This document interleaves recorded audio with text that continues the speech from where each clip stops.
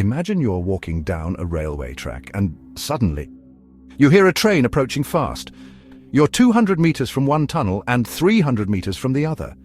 The train's racing toward you at 60 kilometers per hour. Can you survive?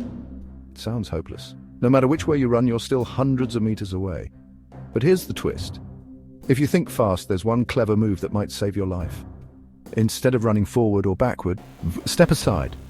The train only needs the track, you don't. Sometimes survival isn't about speed, it's about seeing the smarter option. What would you have done?